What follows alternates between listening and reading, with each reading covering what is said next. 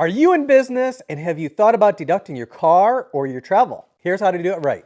Hey folks, it's CPA Dan Hodges with myfavoritecpa.com, and I can't tell you how many times over the years I've talked with business people and they base what they think on urban legends and tax myths. And oftentimes it kind of works like this. They would like to be able to deduct their car for business, and they might have seen maybe a TikTok or something saying that they could just buy a very expensive car and just write it all off in 1 year. It really depends on the facts and circumstances what the appropriate action is. But as a rule, I think I can tell you a couple things. First of all, to dispel an urban legend or tax myth, there are two methods to write off a vehicle. One is called standard auto mileage, and the other is called actual cost. For which one do you think you need a auto mileage log? If you said standard mileage, you're right. If you said actual cost, you're right.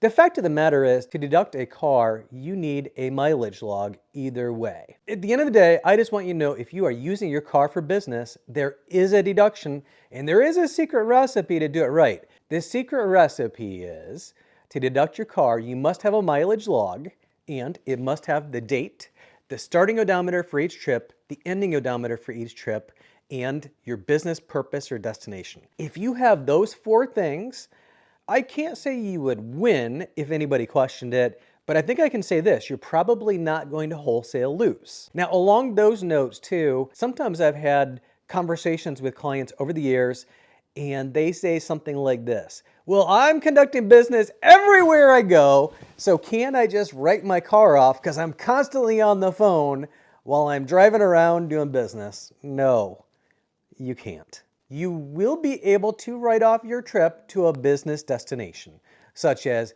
going to see a customer, going to the factory that produces your product, going to the bank, going to the lawyer, going to the accountant, that type of stuff. So drop me a comment in the DMs if you'd like to know more about writing off your car and the upsides and the downsides of each method.